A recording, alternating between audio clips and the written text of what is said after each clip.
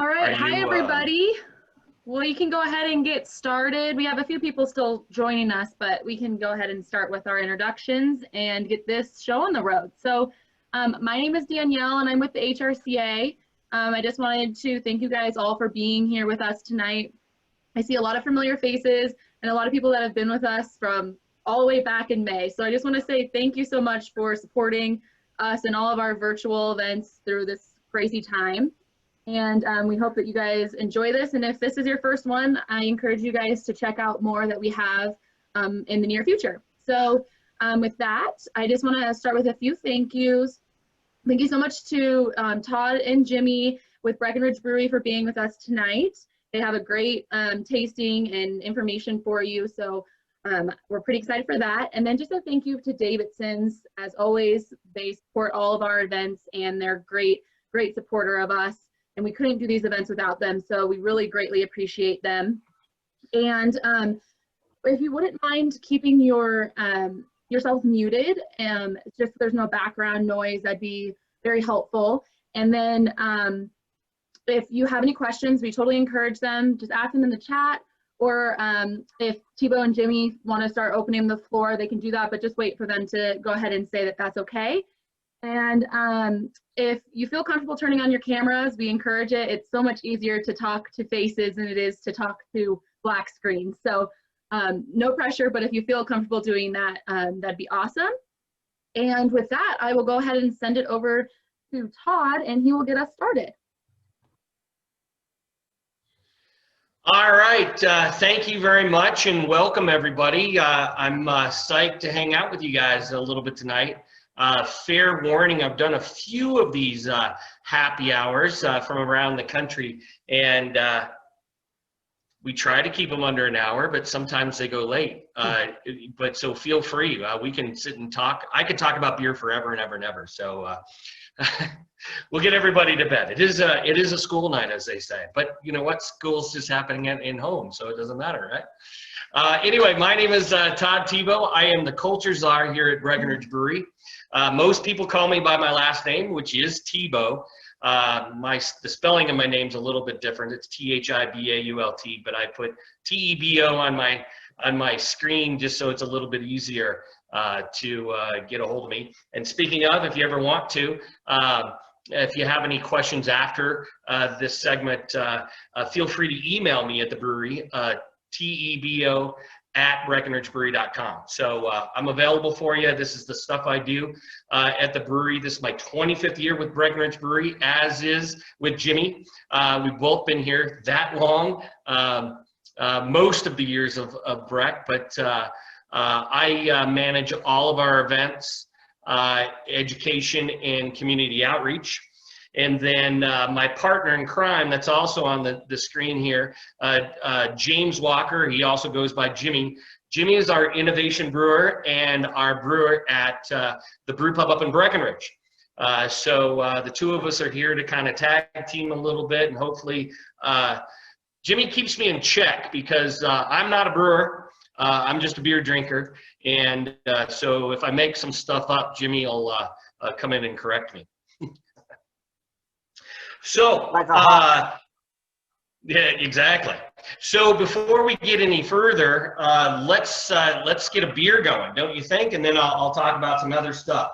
So if you guys don't mind, I'm going to start with our Nitro. I got to figure out what camera I'm on. Nitro Vanilla Porter, if you have it. So go ahead and crack that open. Feel free to do a couple different things. Now we've designed. Hey, Todd, sorry to interrupt you, but I just wanted to check in. I'm getting some comments that you guys can't see them and you can only see me. Is that everybody's case, or can you see them? We're good? I can see you right now. It depends on how you set it up. You know, I have 3 big tiles and then everybody else across the top is what I'm seeing. That's what I see as well. So I just wanted to make sure everybody was good to go. I think you got to adjust like that panel view, whatever it is. Perfect. Sorry to interrupt you on that. Go ahead. No worries. Yeah, is everybody comfortable now? Thibaut, you know what? Tell them to scroll to like the little thing that says panel view or whatever. Yeah. I like the panel view personally. Panel yeah. view versus speaker view, yeah. World. Okay, perfect. I think we're okay. We got a few responses, so I think we're cool. So anyway, Nitro Vanilla Porter. Now we've designed this beer to actually be able to drink out of a can. We like to say nitro on the go, but there's a fun part of the nitro part, and that of course is what I like to call the floor show. So I personally like to pour it into a glass. But heck, if you're hiking in the mountains, you're going camping, or all that kind of stuff, you can drink it out of the can. You just don't see how beautiful. And what this is called, all this is the CO2 escaping out of the beer. The nitrogen actually kind of takes over and pushes the CO2 out. And so that is what's known as cascading. And then you just get this wonderful creamy head on the top. Am I right so far, Jimmy? The word of the day is cascade. It is for at least the first 15 minutes or so. Or cascade, but anyway, even better, the verb. Yeah, there you go. So anyway, as you take a few sips of this, I'm going to talk a little bit and give you a little bit of history of Breckenridge Brewery. So, like I said, Jimmy and I have been with the brewery for this is our 25th year for both of us. I started as our very first sales rep, and Jimmy, what were you, a busboy or something, I think? Doorman. Man, oh, yeah, you're built to be the doorman. Yeah, right. I guess you're the doorman in a ski town. You just poke someone with your ski. Exactly. Anyway, both of us have done a lot of different jobs at the brewery. I was our marketing director for 18 years. Jimmy worked his way up from doorman to now not only head brewer of the brew pub up in Breck, but like I said, our innovation brewer. So we're going to get into some other things that Jimmy's been a part of, but a lot of our innovation, Jimmy is part of that team of doing a lot of different things. Breck's been around for 30 years. We opened up that original brew pub that hopefully a lot of you have been to February 7th, 1990. We were the third craft brewery in the state of Colorado, or excuse me, the third craft brew pub in the state of Colorado. There's a little bit of a distinction and all that kind of stuff. But bottom line, we've been around a while. Between ourselves and Odell Brewing Company and unfortunately Boulder, who just kind of shut their doors recently, but they were the first craft brewery. A lot of other breweries, New Belgium, I believe came around back in 1996, so about 6 years after us and Odell's. But a lot of great breweries here in Colorado, and we're pretty lucky to be from the state. Really kind of, well, I was on the board of the Colorado Brewers Guild for a while, and when we came up with the tagline of Colorado, the state of craft beer, which kind of pissed off some other states. But really, we're darn lucky to be from Colorado with all the diversity and the different kind of beers that we have here. You go up into the Pacific Northwest, and not to pick on them, but all their beers are very, very hop forward. Nothing wrong with hops. And you go into different regions, and they specialize in certain beers. Colorado, when we first opened us, if you think of really about the beers that started Colorado, they're all very malt forward. If you think about beers like our Avalanche, Wynkoop Brewing Company's Rail Yard Ale, Fat Tire, Odell's 90 Shilling, all very amber malty styles. But we grew up, and we have all kinds of different styles. We certainly, a lot of breweries, and when I say we, I mean all of us breweries here in Colorado, we know how to build beers with hops. We know how to build beers that are sour. We're pretty lucky here, so we're not pigeonholed into a certain category, which is a heck of a lot of fun. I'm looking at, the first 3 beers we're gonna have today are definitely more malt forward, but we're going to get into something, some innovation and that kind of stuff, which is kind of interesting. So a little bit about Nitro Vanilla Porter. Nitro Vanilla Porter is a version that we make that kind of the original beer, if you will, was vanilla porter without the nitrogen, made like regular beers and stuff like that. And the funny thing about this beer is Quite frankly, the president of our brewery and brewmaster, and I think he might be proud of this to this day. I'm not sure why, but he really doesn't care for this beer. His name's Todd Usry. Todd has always said he wants beer to taste like beer. Now, lately, beers have kind of gone into categories of flavors, and you see a lot of, we just kind of came out of the pumpkin era for the year for beers.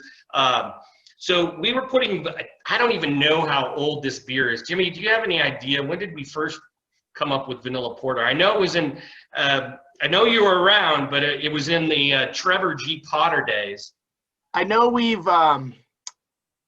there's been dispute over who has had the first vanilla porter, and we definitely are the first brewery to do a vanilla porter. So everyone else has been copying us ever since. What would it be? About 15, 20 years ago? About 15? I would say it's, yeah, I think it's more like 20. And the only reason why I say that is I had a stint where I was our sales rep based out of Phoenix, Arizona in the late 90s up until the brewery wanted me to move back and become our marketing director. And I remember the day I moved back the 17th of January of 2000. And I moved back to be our marketing director. And then I was also told, oh, by the way, you're also going to cover sales for the entire state of Colorado. And I remember I was in Crested Butte, Colorado, one of the most beautiful Colorado towns of all. And I was there, and a liquor store owner told me that she wanted to buy our vanilla porter in bottles. And I told her she was crazy and she's thinking about a different brewery. We didn't make a vanilla porter. And this was back in the day when I was working out of our main brewery in Denver, because we opened up our Denver operations of kegging and all that kind of stuff in 1992. Of course, the brew pub in Breckenridge was always kind of doing their own thing up there. And I told this lady she's crazy. She threw me out of the store. And then on my way home, I happened to cruise through the town of Breckenridge. And sure enough, there was a beer on tap called Vanilla Porter.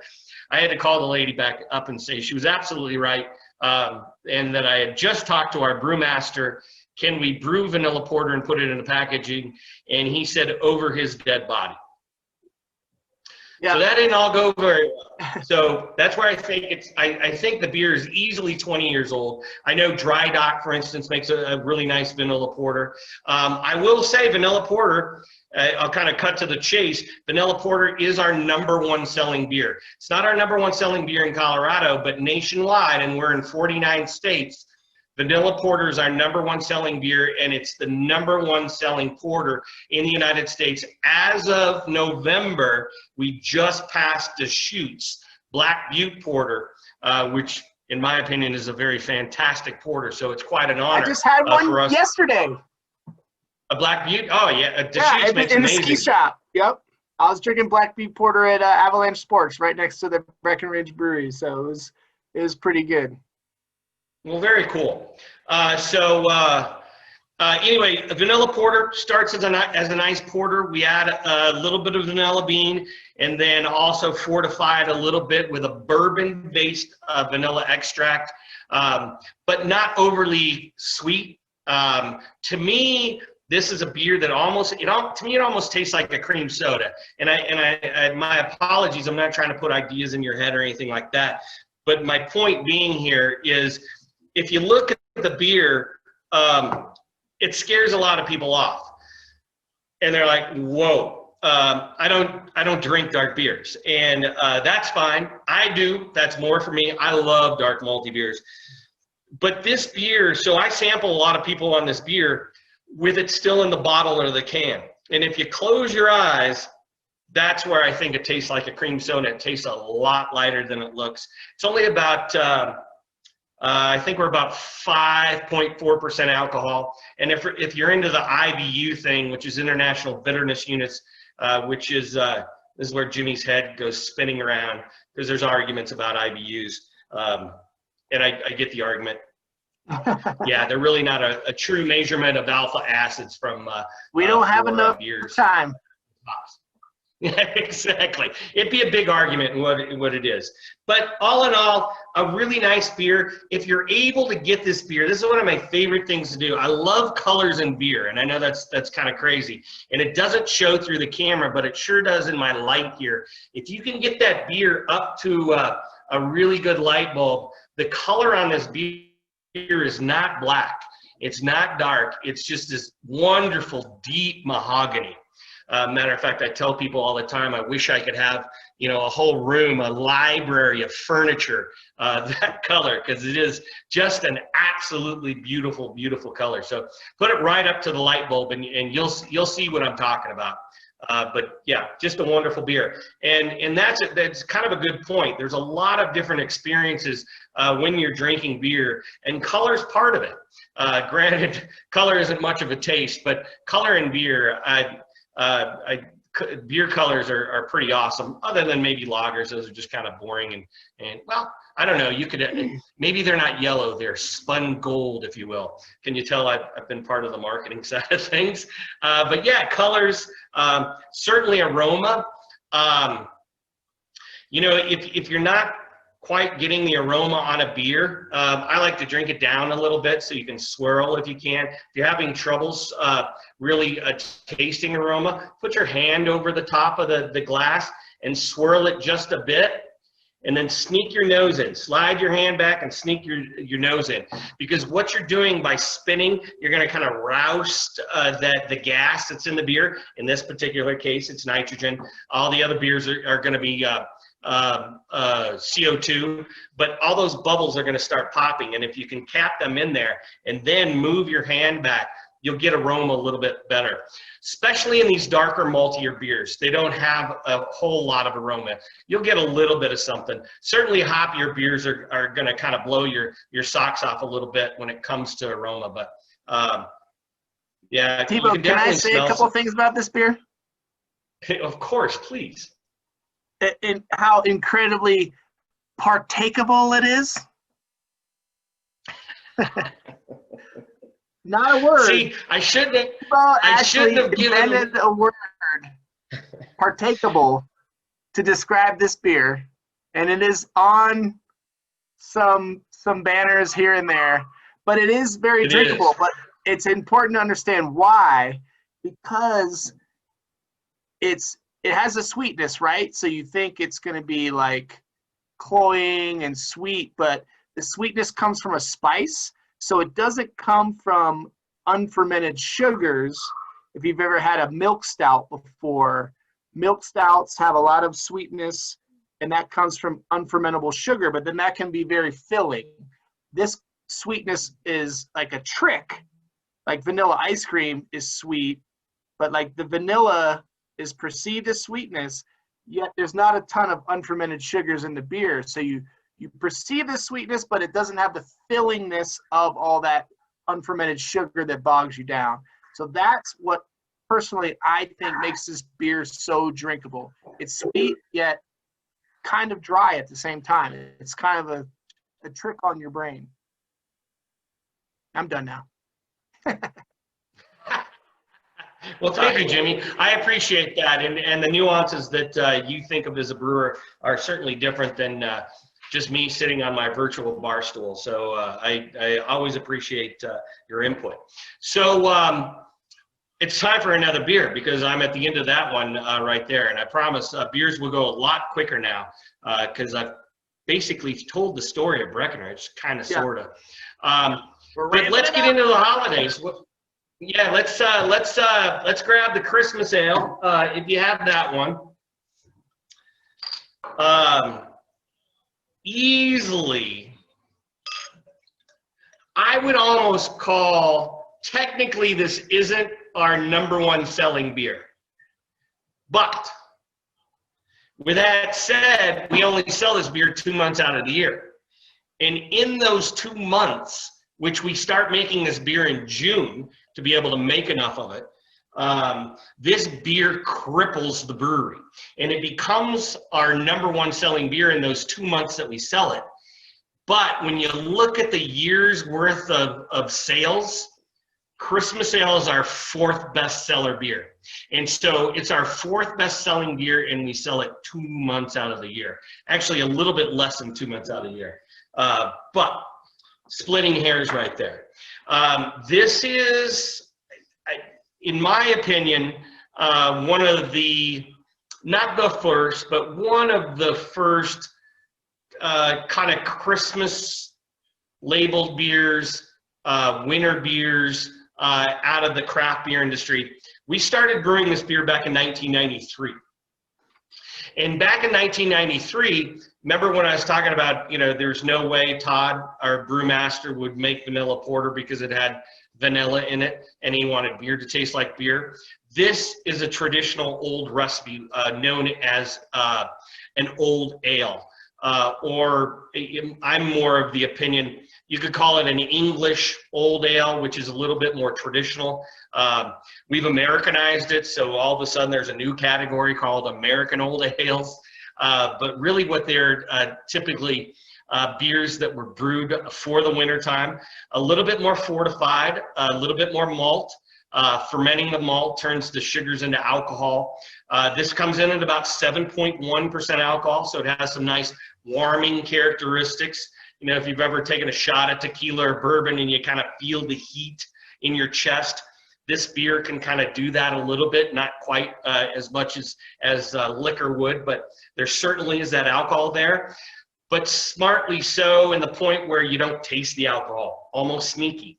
And that's the kind of stuff I think we need in the wintertime, especially at Christmas. I personally love how the hops bring the spice note without having to put clove and nutmeg and pine needles in my beer. So I love how festive it tastes without it still being a very true beer in every sense of the word. I totally agree, and thank you, Jimmy, for pointing that out. A lot of Christmas, specifically Christmas beers, some winter beers, breweries will put spice in their beer, clove, cinnamon, spices of the season. We do not. This beer has no spice in it. I can't tell you how many arguments I've gotten into in bars, probably just because I'm in a bar, but people have tried to tell me there's cinnamon there, there's clove there, and there's not. It actually, and this is kudos again to Todd, he used hops to emulate spices of the season and malt to emulate flavors of the season. So we have on the malt side of things, there's a little bit of chocolate malt, caramel malt, and black malt in this beer. By the way, chocolate malt and caramel malt, it has nothing to do with those flavors. Just the grain has been roasted to those colors, which give you those kind of colors into the beer. And then the two hops, Mount Hood and you remember the other beer? Chinook? Sorry, it's Chinook. Thank you. So Chinook and Mount Hood hops are the ones that are giving us a little bit of that, again, spice of the season. So very, very legitimate beer. Like I said, been brewing it since 1993. The recipe has never changed. Malt changes a little bit, hops change over the years. So each year is going to have a little bit of a different version, but pretty much the same beer since. And like I said, 7.1% alcohol is a nice beer. We used to put a lot more malt in this beer, and way back in the 90s, it used to come in at about 8.2, 8.4% alcohol, which back in the early 90s, it was the highest alcohol beer out there. Matter of fact, we used to, at our pubs, only serve a 10-ounce glass of this beer. We used to call it Christmas on your face, because you do about two more of these beers, so about 3 beers. And we as Americans, we had been drinking light, domestic lagers, and we weren't used to big 8% beers. Now we're a little bit more versed in it for those of us that enjoy craft beers. But about that third beer, people would step off that bar stool to hit the restroom, and there was a little bit of a sway going on. So we used to limit how much beer we used to serve people until we kind of got our big boy pants on. And not to backtrack, Tebow, but I think it's really important what you said earlier. When you go to your local craft brewery and whatnot and read these beer descriptions and they say chocolate malt, they're not saying they put chocolate in the beer. The malt is roasted to a certain way to give you these chocolate flavors. Caramel malt, they're not putting caramel in your beer. So you got to make sure you know where the flavors are coming from, and that makes it more enjoyable, I think, while you're trying these things out. So thanks for. Well, and even some beers that tend to taste like coffee, they could have coffee in them, or they could have malt that is roasted to the point where it's burnt. Think of notes of coffee or flavors of coffee. They might not actually have coffee in there. They're just describing the flavor that you're getting from the different malts. Buyer beware. All right. So quite frankly, like I said, we sell a lot of this beer. It's certainly a fan favorite and also brewery favorites, Christmas ale. It is funny that a lot of people have asked us over the years, especially our distributors, because it's one of those things on December 26th. It's like a ticking time bomb. No one wants to touch anything Christmas. It's time to start taking down the Christmas decorations and so on and so forth. And we've had distributors and accounts that have asked us, why don't you just make it a winter ale? I don't know. I don't think it'd be as special. We brewed it at the pub. We brewed it at the pub in April. And we brewed the exact same beer. We just called it Big Thaw because, the April, May, June, the mountains starting to melt. And we just called it Big Thaw and didn't tell anybody it was Christmas ale. And they're like, this beer is so awesome. It's so good. We're like, yeah. Well, and that's a point. I mean, it isn't a beer that's so focused on just the Christmas season. It's a beer we could produce any time of the year. It's just a fantastic beer. So we decided to bring it out at Christmas time. So a few years ago, I want to say almost 8 years ago, we were still at the old brewery at 471 Calumet Street in just south downtown Denver proper. Stranahan's opened up down the street, and they're still there today. We have a great relationship with those guys. They came to us and said, hey, why don't you guys age your Christmas ale in a Stranahan's whiskey barrel? And not a whole lot of that is going on. Matter of fact, at the time, the only people that were really kind of doing it was Goose Island out of Chicago with their barrel-aged series, the Bourbon County Stout. And so we did one barrel. That's how risky we were, how dangerous we were. And oh my gosh, we all fell in love. Our most favorite beer, Christmas ale, aged in a whiskey barrel, because most of us brewers, absolutely love whiskey, which is kind of a beer-based liquor anyway, roughly said. But anyway, so we came out with, put that in Holiday Ale, which is our Christmas ale, aged in whiskey barrels. We age it for we age them in newly. Tell me what the term is, Jimmy. Once the whiskey comes out of the barrels from the distillery, we know that the barrels are wet. And then we put the beer in it so they don't dry out. So in a sense, these barrels are very, very potent.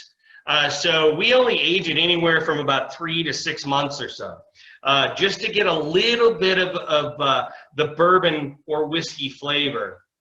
No one told me there was going to be a quiz. No, it's okay.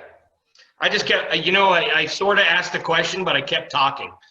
Well, me. I think it's a good point that a lot of brewers get their barrels from a barrel broker, and these barrels can be sitting around the warehouse for months and months and months.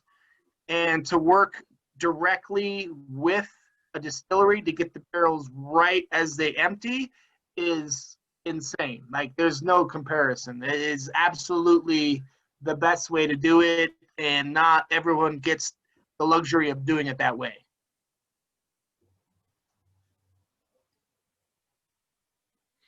I'm looking at the screen. I see Steve. I'm assuming that's your wife right there looking at the color. This is a beautiful color. That is the most, wouldn't you want in like your study or your library, your office for your desk to have that beautiful mahogany color? So anyway, I have to be totally honest, I'm kind of cheating tonight. Now the label is still the same, but I know what it is because on the bottle we put a date. But I have last year's holiday. So this has been aged 1 year. I pulled it to here at the brewery. By the way, where I am, I'm at the brewery. I'm in the old farmhouse. So if you guys are familiar with our brewery on Littleton, it used to be a carnation farm a million years ago. And my office is in the old farmhouse, the 100-year-old building on the property.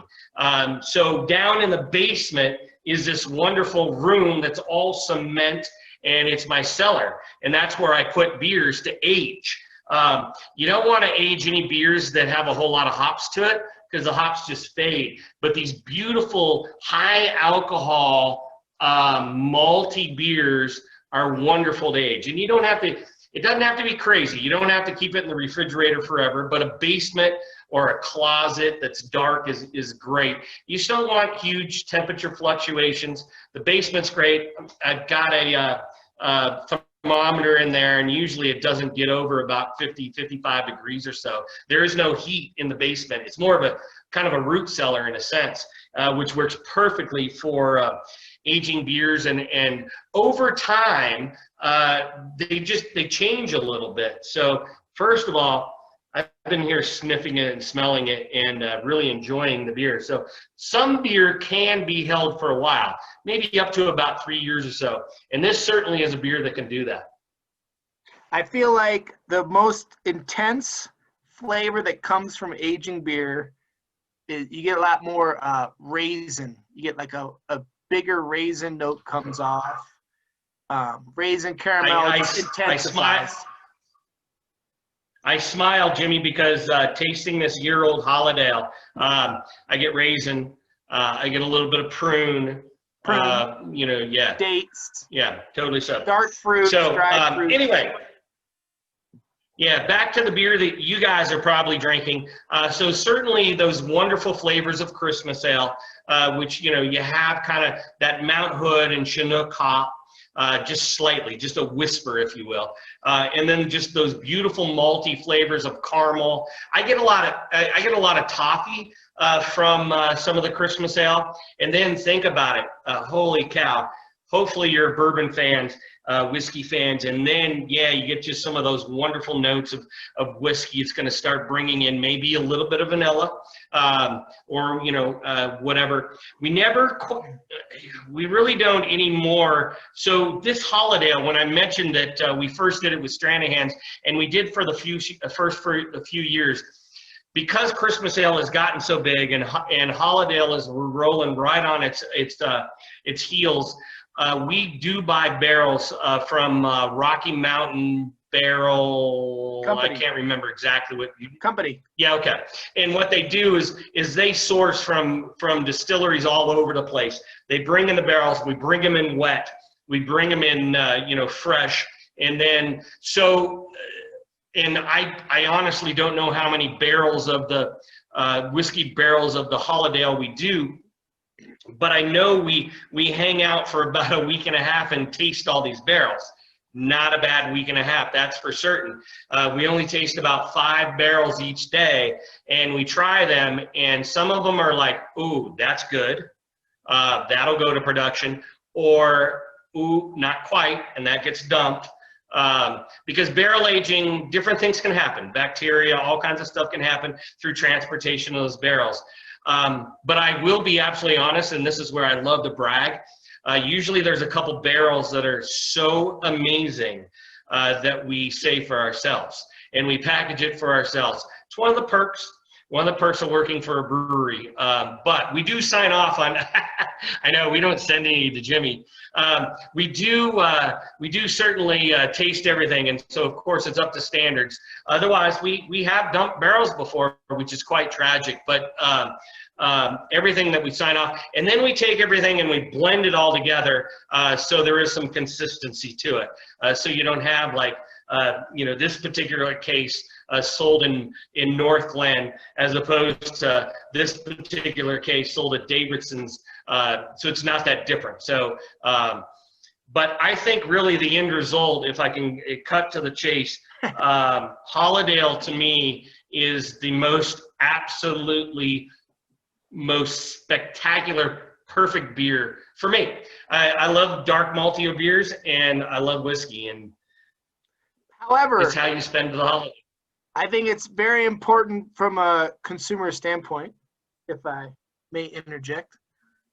It's so much better if you can let these beers warm up, Thibaut, right?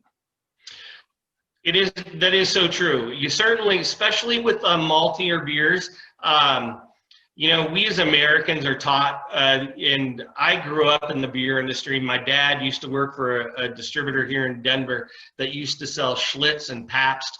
Who remembers the day when Schlitz was the #1 selling beer in America? Yeah, and Pabst still is cruising along pretty good. But I mean, all those kind of beers, and there's nothing wrong with them, quite frankly. I was just on a radio show a couple days ago, and the guy told me, "Don't you hate all the Budweisers and Coors of the world?" And actually, I don't. I like all beers, quite frankly. I think they're all beautiful. Now, do I prefer those dark malty?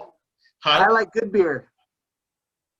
Yeah, exactly. And do I prefer dark maltier beers that tend to come in the craft beer industry? Sure. But yeah, a Bud Light, I don't have a problem with a Bud Light. It's not very satisfying, but it's still beer. Yeah, it's not carbonated a whole lot of flavor. Water with beer flavoring. It's very refreshing, which is what it's supposed to Bubbles and booze. Bubbles and booze. Yeah, it does what it's supposed to do. But yes, this is what this is what I absolutely love is just wonderful, rich flavors and all that kind of stuff. And quite frankly, I love stouts. I drink stouts year round. A lot of people don't drink stouts in the summertime because they have to drink wheat beers or whatever. But I love a good stout. To me, a dark beer slows me down and it relaxes me. So whether it be by the fire in the wintertime or on the side of a stream fishing in the summertime, I think it's great. And for all of them to warm up a little bit, all those flavors are just going to pop a little bit more. So there's nothing wrong with that by any means. How are we doing so far? I'm going to pour a little of that Holiday and leave that right there. So just to kind of keep things moving, we're going to try one more. So this is part of the innovation that we have going on with Breckenridge. A lot of stuff has changed over the last few years, certainly in the craft beer industry, and even in the big macro beer industry as well. When you think about seltzers and all of that kind of stuff, holy cow, have seltzers blown up. Matter of fact, you'll see one from us here at Breckenridge probably. Jimmy, do you know when we're kind of working on that? I know it's next year sometime. Yeah, we're kind of working on that. So it's just a different thing we can make. I will tell you, Jimmy and I we're more beer people. So we'll make some other things, but I don't know. Quite frankly, if you go to our brew pub up in Breckenridge or our farmhouse restaurant in Littleton, we'll be able to provide some variety, which is nice. But I promise you, to the day I walk through these doors for the very last time, we will be a brewery, and that will be our focus.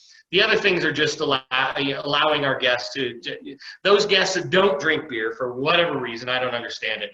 But for those guests and friends of yours that may be with you, at least we'll have something for them to drink and offer them. One of those being is we have this whole new series, which we call the Velvet Series. And I don't know if any of you guys have picked it up, and that's okay if you didn't. because unfortunately right now it's only packaged, and holy cow, it's like really new. It's been in the market maybe about 3 weeks or so, where what it is we're trying to emulate some classic old cocktails. And look at Jimmy being all fancy right there. But the classic old cocktails, think about the old, maybe cocktails from the Roaring '20s. Egg, what do I want to say? Pisco sour comes to mind. Egg whites. Like a pisco sour is exactly the one that we're going to kind of try. The pica, it has kind of that beautiful head. So we have the technology, and go back to the nitro vanilla porter. We have the technology in the canning line, which not a cheap canning line. We're talking about a couple $1 million to build this canning line that introduces nitrogen into the liquid, which gives this wonderful velvety head. Now, it's not just in this next product, which I'm going to kind of chit-chat a little bit about the Golden Velvet, which, like Jimmy said, is like a pisco sour. If you're not familiar with a pisco sour, there actually is a pisco alcohol. And I don't know if you heard that, but there is that explosion, that nitrogen. So in there, that nitrogen is pushing the CO2 out. So it starts basically as the base is a beer, but then we add some flavor to it. And when it comes to this Golden Velvet, we're adding a little bit of lime that gives it kind of the tartness. And yes, Steve, you're pouring that great. And then a little bit of bitters. And here's the funny thing. So you want it to go in the glass, and I'm pouring it into a coupe glass, which is a classic old, cocktail glass. It could go into a margarita glass, anything like that, or quite frankly, it could go into a red Solo cup if you want to, because the flavor is still going to be there. The nice thing, and really Jimmy's holding it up there perfect. Jimmy, would you come back to that, up to the camera? You can again see that real kind of egg white head that it's going to put on there. We're not using egg whites. Here's the funny thing. What holds that head like that, and what we discovered was it wasn't the egg white. It's a matter of, trust me, you may have figured out I am not a chemist, but it has to do with science. And really what it is, what's holding that head there is protein. And here I was talking to Carl. Carl is our head brewer here at the brewery in Littleton just today. And I'm like, Carl, give me the secret. And Carl gave me the secret. And if you know Carl, he's very dry, real dry sense of humor. Really, really good dude. You put a little bit of whiskey in him and he never shuts up. But if he doesn't have any whiskey in him, he may say about 11 words in a day. So anyway, he was so funny. He told me today, it was in front of us all along. And I didn't understand. And I'm like, what are you talking about? And this was Carl being funny. They actually are using chickpea dust or garbanzo bean dust. So think about if you've ever used chickpeas or something like that, and there's the liquid in the can, and this is the way he explained it to me. Again, I don't know how that is, but they took the liquid in the can, and you take that liquid from the garbanzo beans and let it just kind of dry so there's, crusty stuff left. And that's that garbanzo bean dust, and that's what they're using for the actual protein to actually make that head on the actual cocktail. Well, that's a good point, too. Which it has the acidity. A lot of sour beers have no head, so a lot of times if you see all these different sour beers, no head, and so it's really hard to retain a beer with the acidity of this Golden Velvet, and that's what the chickpea powder does.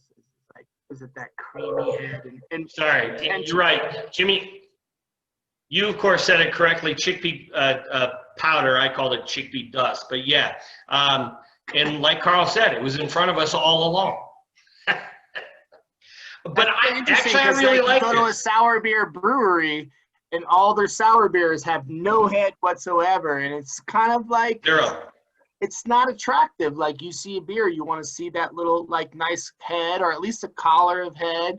And a lot of brewers struggle with trying to create a beer and a recipe that retain that little head, or at least a little collar.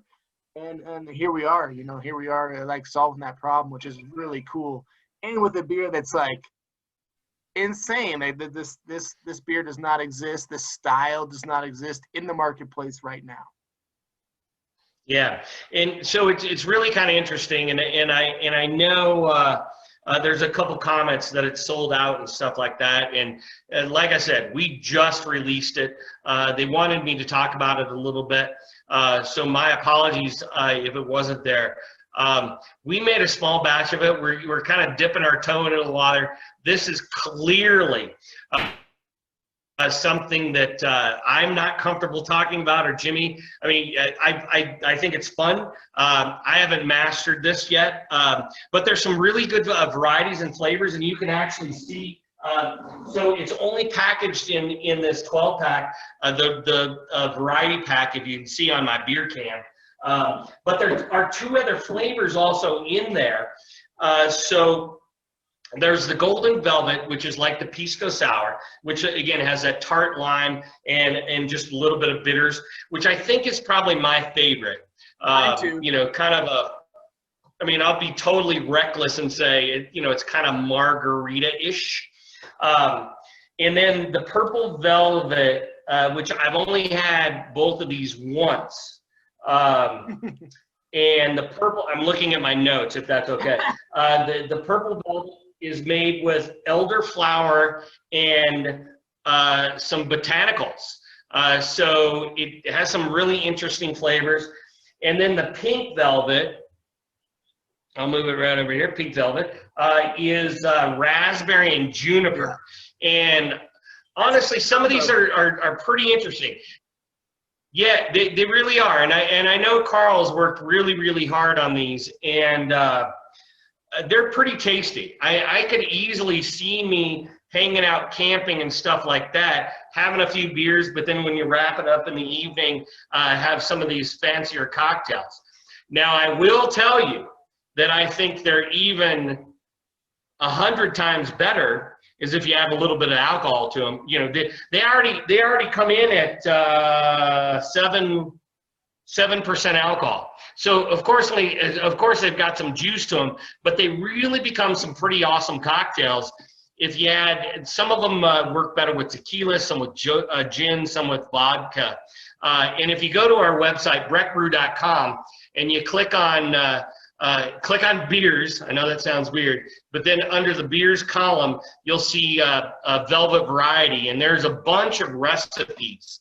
Not complicated by any means. They're meant to be really, really simple. So you add these, they're fine by themselves, but they even get better when you juice them up a little bit with a little bit extra alcohol. So just kind of fun. Speaking, there's still beers, which is very interesting and innovative.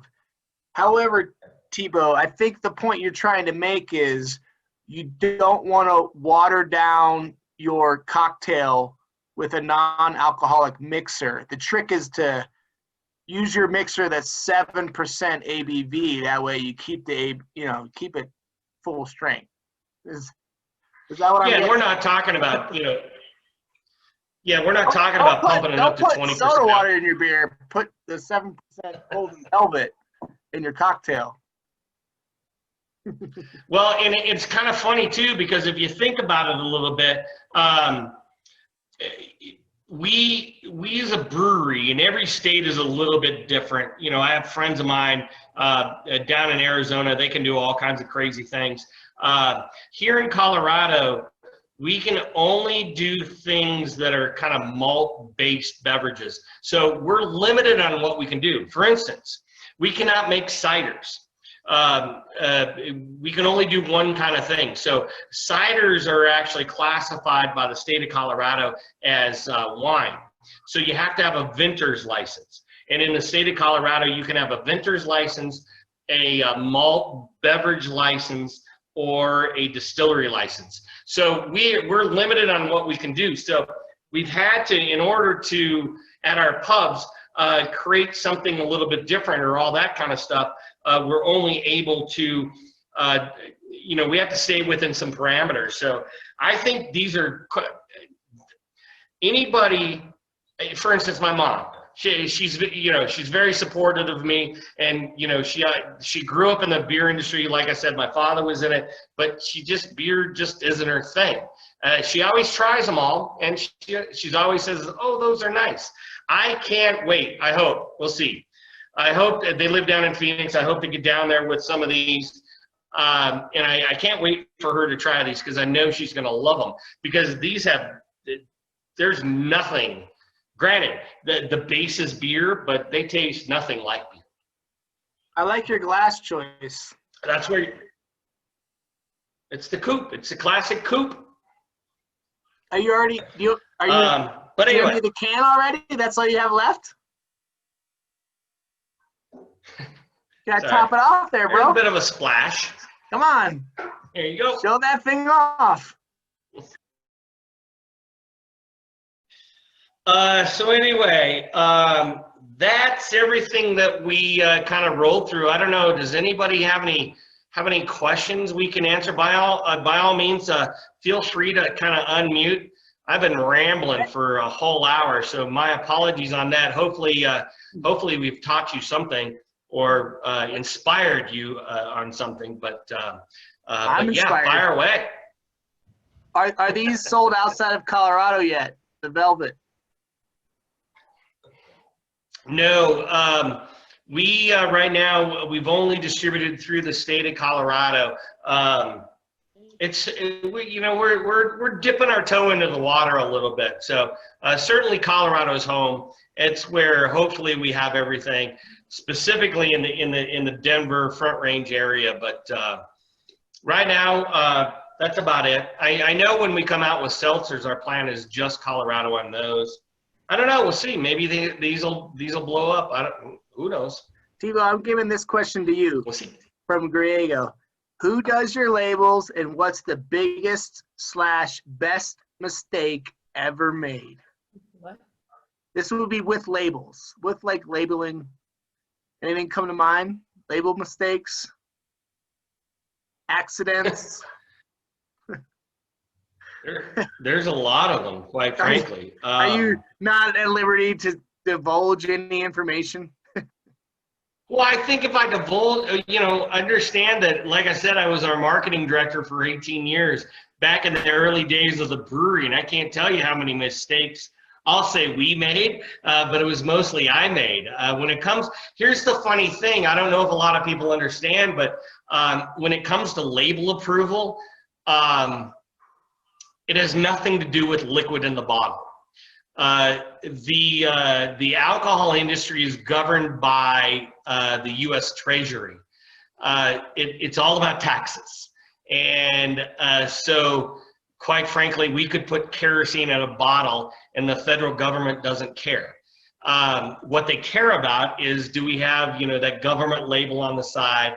There are certain words we have to stay away from, and that's where I screwed up. And actually, it's not embarrassing. We used to have a beer we called Mighty Brown, and we released the beer as Mighty Brown before. We did a lot of stupid things back in the day, but we released the beer before we got federal label approval on it, because Mighty Brown, what's wrong with Mighty Brown? Well, according to the federal government, and this is what the Treasury Department hung up on, was they didn't like the word mighty because it implies that it's high in alcohol. And yes, Mighty Brown was high in alcohol, but it wasn't abnormal. It just, so I had to, it's funny, there was one guy at what's called the TTB, the Tax and Trade Bureau. He was the guy that, he's since retired, but he was the guy that approved all of the beer labels in the United States. And this had to be about 15 years ago. And his name, by the way, was Battle, B-A-T-T-L-E. And so I thought the nicest guy in the world, but his name was Battle. And he was difficult to deal with. I mean, everything was a battle but he would do his job. And quite frankly, if you could ever get him on the phone, which it was apparently it was against the rules to actually call them on the phone. You could only do them via email, but I got him on the phone a couple times, and he was the nicest, most helpful person in the world. And I wanted to send him a T-shirt just as a thank you, and he had to refuse because that would have been considered bribery and all that kind of stuff. But a lot of crazy stories like that. When you talk about the Mighty Brown, because it discusses strength, that's interesting because you cannot really advertise strength in selling beer. And that's what our friend John Jordan over at Pug Ryan's had trouble with. And what you started earlier with on the Christmas ale, the strong ale. You can't even call a beer strong ale, even though that is the actual style of the beer, because it's selling it as being strong. Yeah, it's crazy. There's a lot of kooky little rules, and it's all subjective. It all there. I believe there are now 4 label approval people back in Washington, and it all just depends on who you get, on who approves the label, and who does what. But we've gotten smarter, over the years of like, oh, we can't do that. And then it kind of gets in your head a little bit about what you can and cannot do, yet the funny thing about alcohol laws, again, it's all about taxes. So everything else of what you can and cannot do, everything's a gray area, and it's all a matter of interpretation. Even here in Colorado, with the Colorado Liquor Division, I swear there are only like 6 liquor laws on the books, but there are a lot of versions and interpretations of what really happened. So it's really kind of goofy. But to really kind of go back, I'm looking at the notes here. Sorry, I don't think I really answered the question about who does our labels. I think I spoke to the biggest well, I don't know about the biggest mistake. Well, yes, I had to go back to Battle, the guy named Battle, for that Mighty Brown. I'm like, dude, this beer's already in the market. We've already printed, and they were painted on labels on a bottle. They weren't even a label. They were like, and we printed so much. I'm like, I can't go back to my bosses and tell them not to do it. So he gave us kind of some leeway. He's like, okay, you have 2 years to get rid of all those bottles, but then don't ever do it again. So he was pretty cool about it. But as far as labels go, we have some basic art and guidance from an artist out of Germany, and I cannot even pronounce his name. I've tried a million times, but he's the one that has created our most recent stuff. And then we have 2 graphic designers on staff inside the brewery that take that and manipulate it and kind of create what we have going on right now. So that direction came from that really cool artist out of Germany. And then our 2 guys, Cal and Brandon, really kind of tweak it to get it where it is now.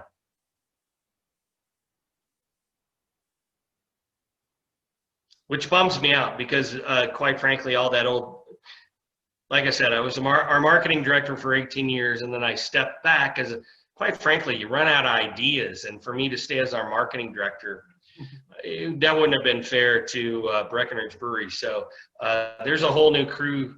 I like to say it used to be just me as our marketing team, and now there are 8 people that replaced me. But they're doing a great job. Hey, Bill, we got another question here. Yeah. We got another hot question. What is your #1 favorite beer at BB, Breckenridge Brewery? And I will answer this one first because I will just answer it this way. This one. Oh, that's always a good one. And all you smart beer guys always say the beer in your hand, which I can't tell you how much I agree. Well, to me, I do think it's the most amazing answer, but I'm always disappointed when people say that because I really want to know what it is. But I'll be honest. There are so many. No, there are so many good beers out there, and quite frankly, we are so blessed in Colorado, and I don't know if you guys have had the opportunity. Things are a little bit crazy, but yeah, get into your little local breweries. Everybody's making such cool stuff, and so much heart and passion is in the things. But if it came to like Breckenridge Brewery beer, I would have to say, I don't know. I always say Christmas ale when it's Christmas ale season, but outside of Christmas ale season, it's our autumn ale. And outside of autumn ale season, my favorite is Avalanche. Avalanche, which is, I like to say, the beer that built the empire. Avalanche was one of the first 3 beers that our original founder, Richard Squire, opened up the brew pub up at Breck with. And it was Avalanche, a beer called Mountain Wheat, which we don't make anymore. It was a filtered wheat beer with a little bit of hops to it. I think it was a beer before its time. And then another beer called Oatmeal Stout, which Oatmeal Stout was actually the first beer brewed at the brewery. So Oatmeal Stout is kind of like my favorite because it might be nostalgic, but Avalanche is the beer that I find around the country and is quite a popular beer. And so I'm pretty comfy with Avalanche. Kind of makes me think about the throwback pack that's out right now, and the Pandora's Box and the Imperial Avalanche. That's pretty awesome. And it is, yeah. And Buddha's Hand, yeah. So there's some. And what are we missing? There's one more. The Trademark. Trademark Pale Ale. Yeah. I like beer. Ooh, are there any secrets? I know you like beer. I love this question. Are there any secrets about the brewery? Yes. That's why they're secret. There's a lot of secrets, and quite frankly, with between Jim and I, with 50 years combined of working at Breckenridge Brewery, there's a million secrets. I'll tell you one. I'll be absolutely honest. I will tell you one, and this was one that we never ever talked about.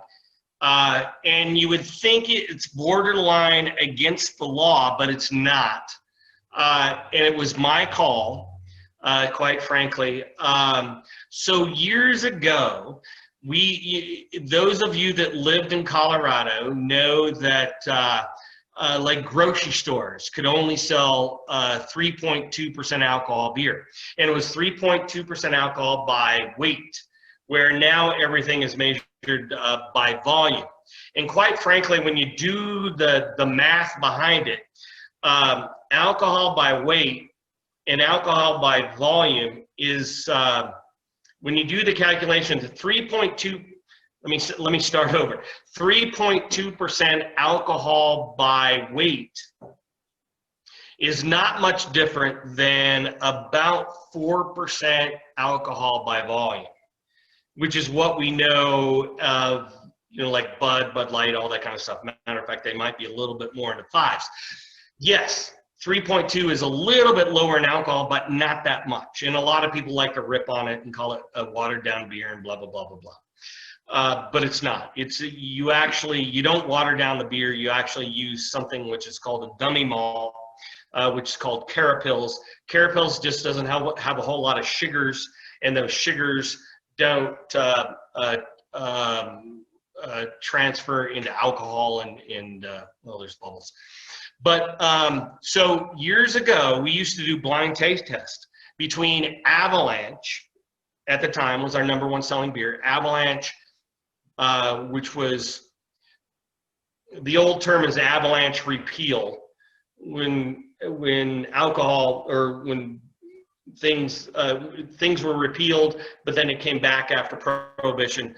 So it was repeal or full strength or heavy, and then you had 3.2.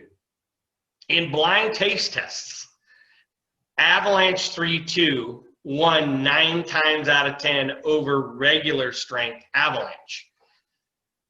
So me as our sales guy, and we're at limited capacity, I'm like, let's just move all the production of Avalanche to Avalanche 3.2, which was a favored flavor as it was. And we did this for 1 month. And after a month, I started to get all of these phone calls from all of these places, like, what has happened to Avalanche? And no one spoke of the different flavor. It didn't matter that the beer was better, which, again, in blind taste tests, tasted that way. People were most upset is they didn't get as messed up because there was less alcohol.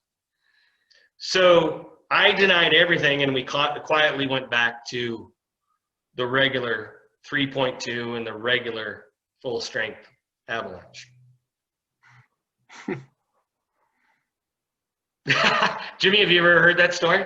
That's like a truth serum right there. Yeah. It was a terrible.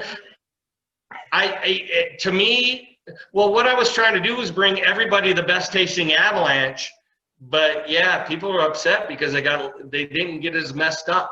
It took 5 Avalanches as opposed to 4 Avalanches to get them all groovy. I see Steve is tasting more whiskey as it warms up in the Holidale, and absolutely that is the whole totally point of letting it warm up. If I go to a brewery and I see a really good barrel-aged beer or a high-octane beer or a stout, a lot of styles are meant to be drank warmer than typical. You order that and set it aside, and then you drink another beer ahead of time while that one warms up. And that is the key. Like, if I was somewhere getting Holidale, I would order that alongside a lager or an IPA, and that would just sit there for 10, 15 minutes. And then I would go to it. And that's a shame. Not many, there are a few places that have really cool coolers where they can have different beers at different temperatures, but most all beer is as cold as it can be because everyone wants their beer super cold, and this beer is the opposite of that. It's not meant to be drank super cold. Honestly, like, closer to room temperature the better, and it really lets the flavors come out, but no one wants to drink their Coors Light or Bud Light at that temperature, right? So, like, we're kind of sort of stuck pouring our beer at colder temperatures than we want to be. As a brewer, I would like my beer to be warmer, but people would complain if our draft beer was warmer than it was. So that's what we have to live with. Yeah, tell people, tell you guys all get smarter. It's not meant to get too geeky, but a true traditional ale, which is mostly what we produce, are supposed to be, again, traditionally the way to serve it is about 55 degrees. And if we served beer at 55 degrees, most people's eyes would roll into the back of their head. I can't tell you how many times at these virtual happy hours that I do, you saw how I had everything all set up over here on see, that's my arm over there in the beer cam area. I put those beers out, about half an hour before it all starts, so things kind of warm up a little bit.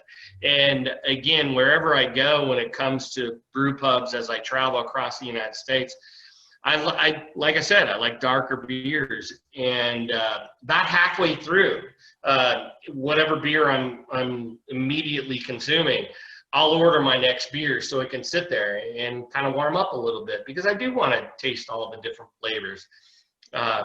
Again, I'm not trying to be geeky or anything like that, but I want all the flavor. If I'm having chocolate cake, I want to taste the chocolate. And the same thing about beer. I want all the flavors to come through. And much like wine, if you cool things down a little bit, red wines usually aren't refrigerated because there are such beautiful, wonderful flavors. So you want those flavors to blossom and explode. Yeah, absolutely. And to hit up Steve's question about the vanilla porter, nitro and non-nitro, they are the exact same beer. One's nitrogenated, one's carbonated, and two totally different experiences for sure. So good question. They really are, and if I may jump in on that one, it's one of my favorite things to do when I teach classes on what I'll call regular beer, which is just natural fermentation of CO2, creating the CO2 bubbles and all that kind of stuff, and then nitrogen beer, where we've infused the nitrogen gas, which is meant to emulate the old style of serving beer through a beer engine, the cask, and I love to try the two beers side by side, and there are very, very few. And then when I say very, very few, I'm guessing there are other breweries that do this, but I don't know of another brewery, honestly, that has the same liquid that starts out the same way out of the same tanks, and one is CO2 driven and one is nitrogen driven, other than Breckenridge Brewery with our nitro vanilla porter and vanilla porter. And to try the two side by side, to me, is one of the most eye-opening things, because it's amazing how the beer changes. It's subtle, but it's amazing how the two beers are different because of the gas in the beer, CO2 and nitrogen. It's amazing. And some people prefer the regular vanilla porter, and some people prefer the nitro vanilla porter, because different things kind of are allowed, different flavors are allowed to kind of come out in the two different beers. So if you ever get the opportunity to try a regular vanilla porter and a nitro vanilla porter, do it side by side, because I know, I'm not saying no one's doing it, I just don't know anybody that's doing it. The closest is Guinness, where they have their Guinness draft, and then they have their at the time I'm trying to think of what it is. It's different, but those are two different beers. They're not different because of gas. They're brewed as two different beers. Guinness brews it's like amazing. 27 different recipes. Who does? Sorry. Guinness. Oh yeah, exactly. Yeah, Guinness is a lot of different things, but yeah, our vanilla porter, regular vanilla porter, regular vanilla porter and nitro vanilla porter, same liquid, two different gases. It's kind of fun. That was good. I drank all of my beverages tonight. That's why I had to go pee so bad. Oh, Steve, thank you. Lone Tree with the two different nitros. Yeah, to me, awesome. And I haven't been there in a while, but yeah, it's not hard to do the same liquid but two different gases. So yeah, but again, I think you may have had the beer at Lone Tree. It's amazing. You wouldn't think the gas bubbles would change the flavor of beer, but it does. Can I jump in on this question from Carla?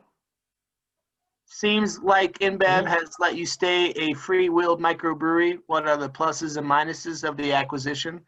So for me, I can go. Jimmy, if I may, before you answer, this is an awesome question, and we're not afraid of this question.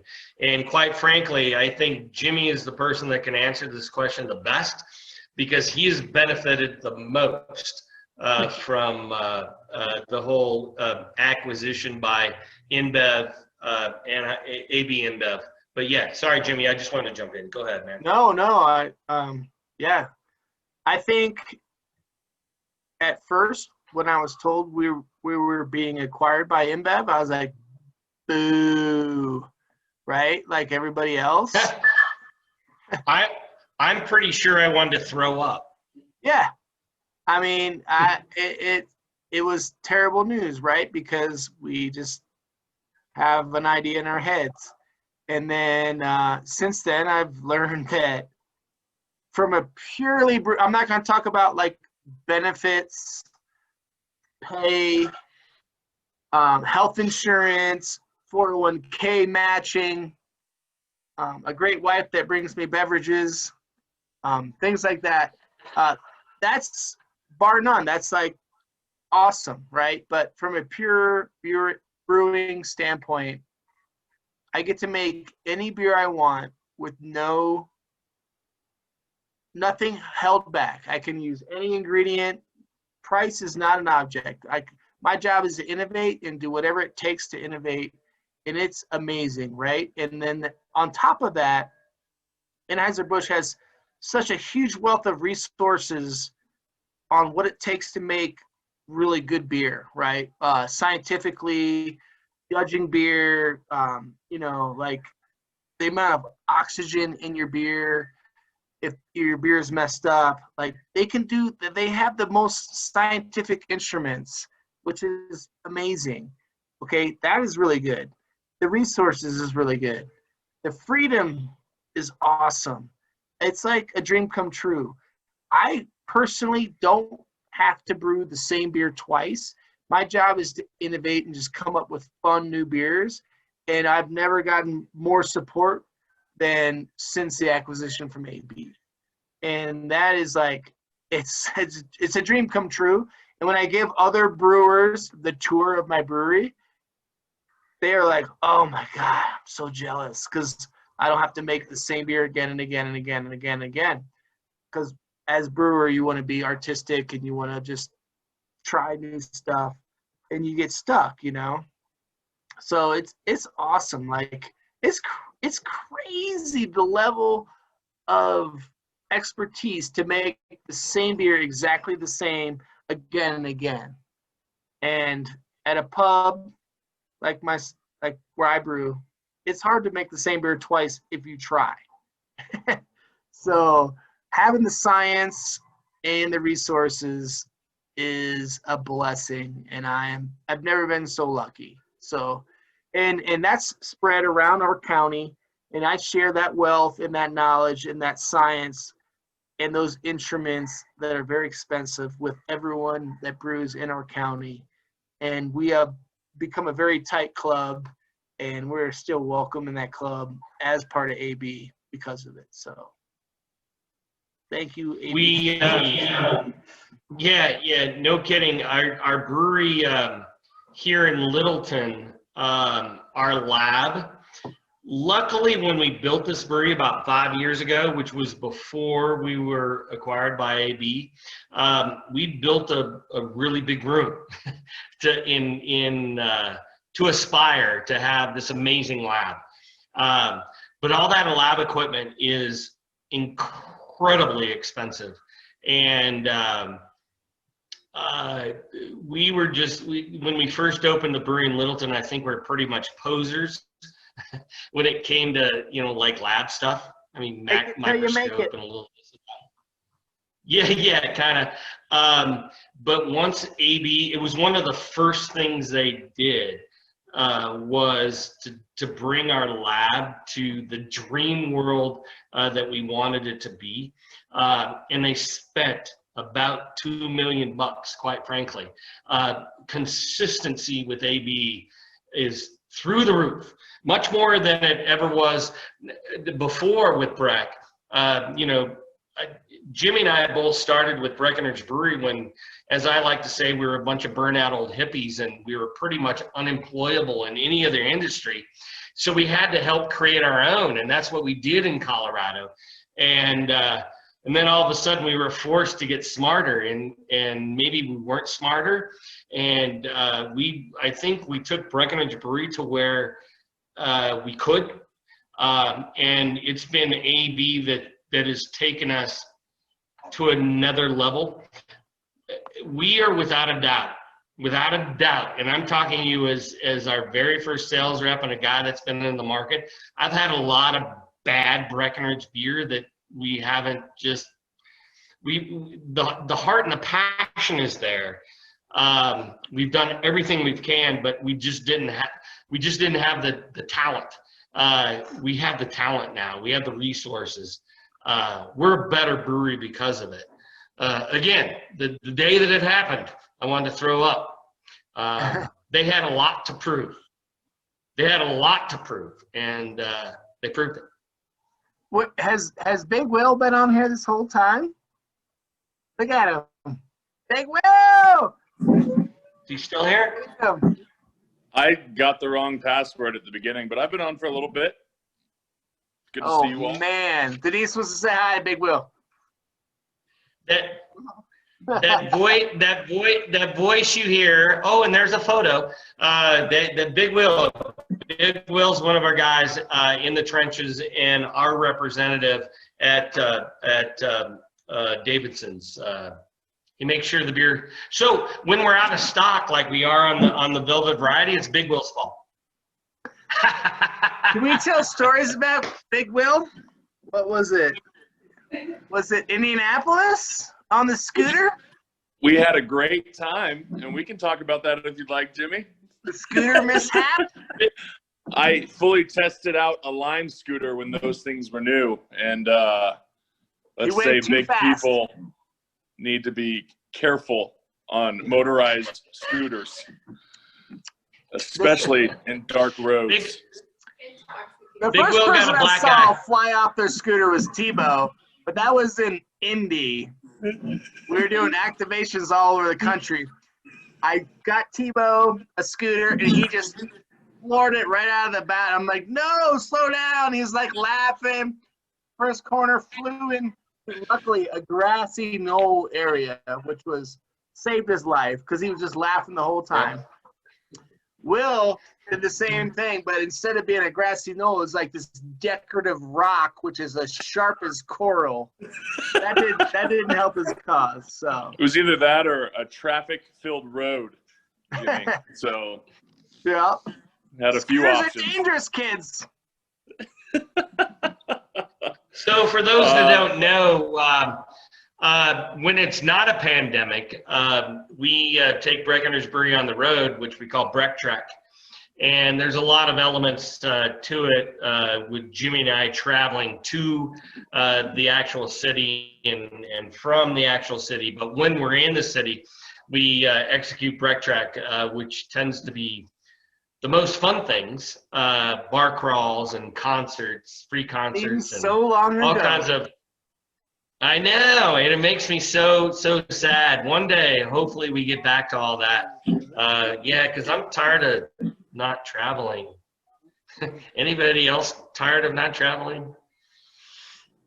I want to hang out in bars again. Yeah, I see you, Chris. Everybody. Yeah, so anyway. What else do we have? What do you guys think? I'd just like to say thanks for you and Jimmy for hopping on real quick and doing this for the Davidson's group and having them let us share some of our stories and our beers. So I really appreciate you talking them through everything. And thanks to Davidson's. Yeah, totally so. And Big Will, by all means, Jimmy and my passion. We could ramble. Honestly, we could stay on this Zoom call till midnight. Are we rambling? Talking about ridiculous fun things. We've had so much fun. And if I may, Jimmy, speak for both of us, I think we've had so much fun working for Breckenridge Brewery and in the craft beer industry, and so many awesome people in craft beer. It's not just Breck, it's a lot of different people. But yeah, we've got way too many stories. That's for certain. They'll have to have us back, Tebow, and we can tell more of them. Yeah, you're trying to cut me off now? No, not at all. I love okay. beer. I love beer. I what beer can be. No, I do want to address. I think I don't want to miss it. Yeah, we're not trying to avoid anybody. Larry, he's talking about the rate beer apps. Like Rate Beer and all that kind of stuff. I'll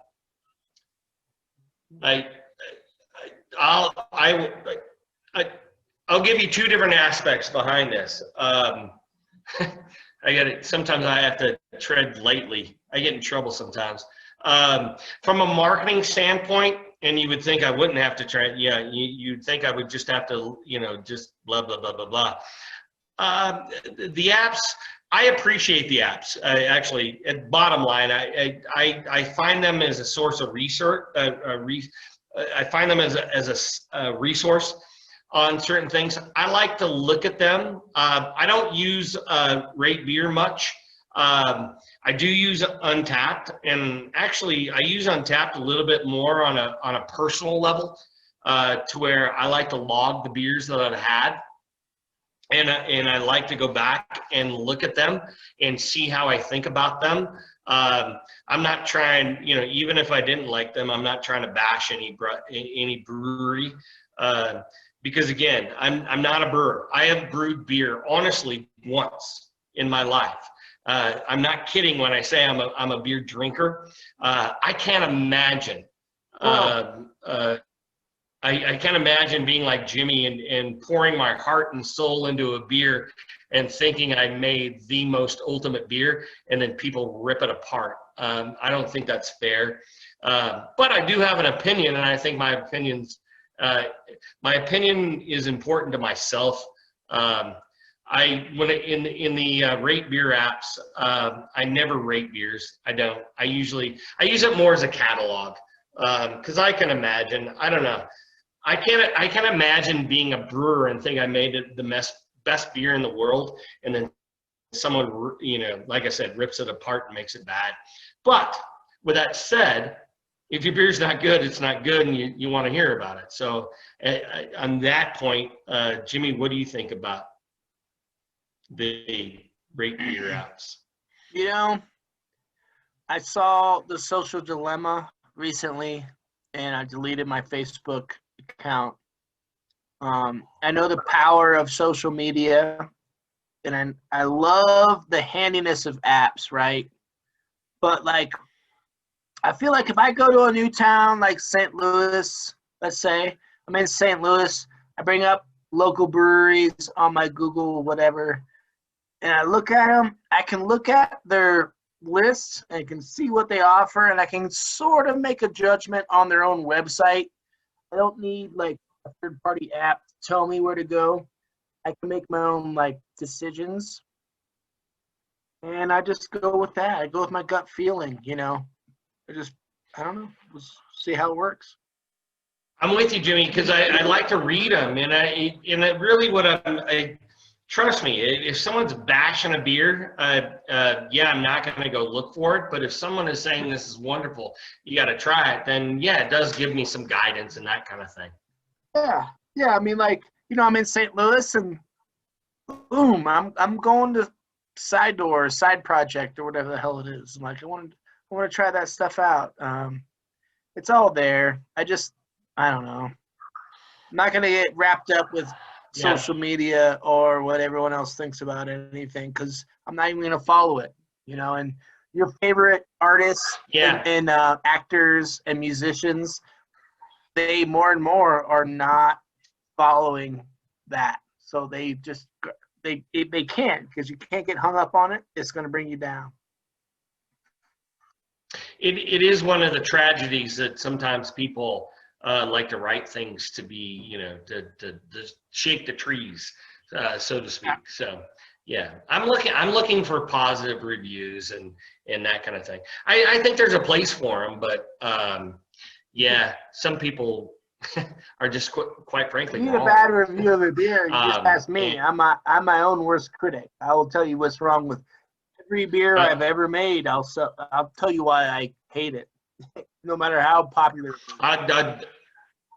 I'll attest to that. I've had some of Jimmy's beers, and I love them, and he's like, well, and we'll argue about that. So anyway, we have another question about, I do think BB beers have gotten better and better over the years. I totally agree. We've had some bad years. But with that said, what's the next version of the team? What do you think? What do you think is the next goal for BB? That's a deep question, quite frankly. Good question. I think we're yeah, and I'll give you a moment, Jimmy, for what are you eating, by the way? I got some Mexican food. Surprise, surprise. You have a good wife that takes care of you. Yellow bird on there. Woo, that's spicy. You know, with Breckenridge Brewery, I tell you what, with the resources that we now have with Anheuser-Busch and all that kind of stuff, we're tasked with a lot of different things, and quite frankly, we're different from 20 years ago to where, holy cow, we had to think of different things, but it can't cost any money. Now we can do certain things, and much like Jimmy is doing up at the brew pub up in Breck, where not that money's not is no object, but you know, like what you spoke about before, Jimmy, you know, innovate and all that kind of stuff. I don't know. I'd have to say as not only a 25-year veteran with Breckenridge Brewery, but being associated with beer all of my life due to my father and quite frankly my grandfather in this business. Holy crap, things are weird. I don't know. There are so many options. I'm not sure. I know we're going to give you a moment, Jimmy. There are so many options. So, you know, I don't want to be an old fuddy-duddy and say I like beer to taste like beer, because, and that again is a line I stole from our president and brewmaster Todd. I like beer to be beer, and I hope beer kind of circles back that way. But with that said, you can't just say, nope, I'm not going to do it. This is a crafty time, and COVID threw another spin on everything to where we just have to be smart. And quite frankly, we got to figure out a lot of different things and be smart and be tasty. We all want it to be tasty. So yeah, curmudgeons like myself have no place in the game. You know, people like myself have to open our minds and let's figure it out. Let's not lose classic beer styles, but stuff always morphs. Jimmy, what do you think, bud? Well, like the classic beer styles are all very drinkable styles, right? So like we've gotten to this thing where like more hops and more IBUs and more alcohol. And now what we're seeing is the regression back to like drinkability, right? So we want to see like drinkable beers. So we want to see all our favorite styles that we've become familiar with in a very drinkable format. So we want like a killer lager, maybe that's more interesting than Bud Light or Coors Light or whatever, with some like malt character or some hops or something to make it interesting, right? And it's low ABV and drinkable. And let's make a session IPA, session hazy IPA, which we're working on right now. We have one at the pub that's only like 5.5%. We wanted it to be lower. We're working on it, but it's tons of flavor, tons of hops, tons of aroma, and not that strong, right? So like that's where the future is, right? Like the original stouts were not that strong. Like Guinness is 5%. Guinness is the same ABV as Budweiser.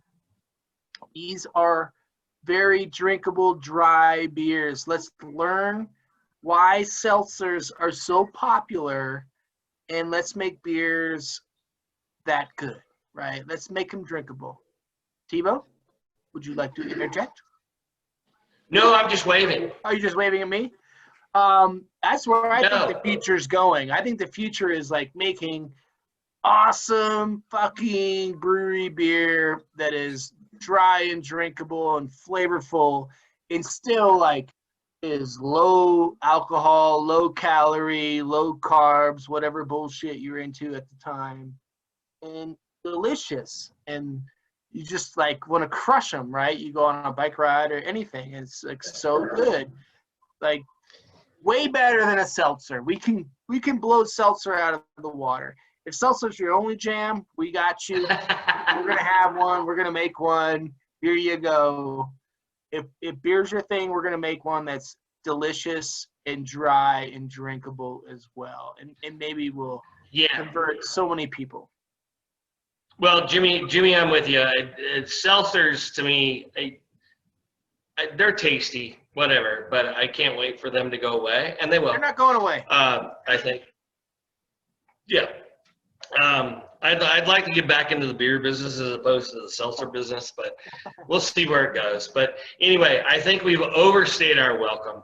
Yes. I think we have one quick, Jimmy, let's make it both quick. You and I can both talk. We have one other question. Our favorite food pairing with beer.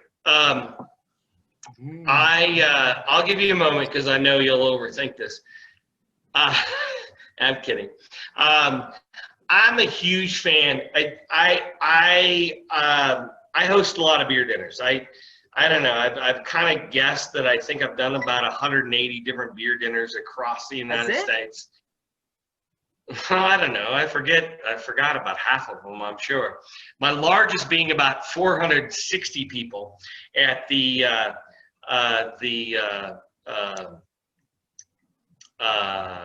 Hilton Inn in Omaha, Nebraska. Of all places. Yeah, I know. But anyway, my favorite food pairing with beer, I love an Avalanche Amber Ale with a hamburger. And again, I think life needs to be more simple, and it doesn't need to be crazy and complicated. To me, those are the most beautiful, perfect pairings. Now, I do have to have the hamburger, with I like a good pungent cheese, so a little blue cheese there or something like that, of course. But yeah, to me, bottom line, Avalanche and a hamburger to me is on it. And by the way, a lot of things have to be in a setting. I think that's a big part of pairings. So let's do this. An Avalanche hamburger on a college football Saturday. Unfair beer pairing. How about you, Jimmy? All right. Well, I think the most interesting thing is, I would say, like something like a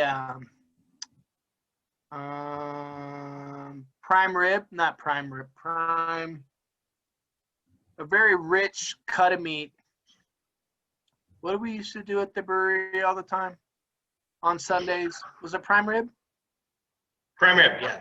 Yeah, so prime rib, right? So like prime rib is amazing. You have your first bite, oh, so good, and then you eat more and more and more and more, and then your palate gets fatigued, and then like your first bite is amazing, and your last bite's like, meh. Sour beer is the ultimate palate cleanser. So I really like sour beer with very rich dishes. So you have this rich, flavorful dish, prime rib. Then you have this sour beer. So you take a bite of prime rib, amazing. When you're done, you drink some sour beer, cleanses the palate. Your next bite is as good as the first. And that is the ultimate beer pairing, where you have this very rich dish, which kind of wears off normally, but the acidity from the sour beer constantly cleanses the palate. It makes every bite taste like your very first bite, and that is magic. That's my jam. Look at the romance there. Yeah, that's pretty good, right? Boom. It is. Sour beer is insane for beer dinners. Like, sour beer is so good. The acidity, that's where wine will kick beer's ass in a beer pairing, because of the acidity, right? So that's what you want. But beer can be so many other things in so many other places and so many different things. Beer will crush wine all day in this beer pairing competition. That's what I'd say. All right. No, I love that. Thank you very much, man. So like I said, we've rambled for hours, and clearly we could go for hours, but we are way over. and thank you all for hanging out with us. We really appreciate it. Clearly, we'd love to sit here and talk about beer. And yes, I wish I had a beer to cheers with you, but I think I drank them all. Thank you guys both so much for your time tonight. We really appreciate you both being here with us. I know everybody else enjoyed it as well. So thank you, thank you, thank you. This was awesome. And maybe we can have you back again soon. We can go over other beers. But hopefully everybody enjoyed tonight. And a huge thank you to Jimmy and Todd, and also Davidson's as well. And like I said earlier, please check out our upcoming happy hours and see if there's anything else that you're interested in. We'll keep doing the virtual events as long as people are showing up. So we love these, and hope to see you guys again at a future event. Thanks again. Thank you. We'll come back anytime, I promise. You guys are awesome. So everybody have a very, very safe holiday, and yeah, let's get through this whole COVID thing so we all can like hang out in person. That's so good. That was fun. Happy holidays. Let's do that again soon. They will. Holidays. Thank you. I'm watching you, buddy. Let's have that beer soon, buddy.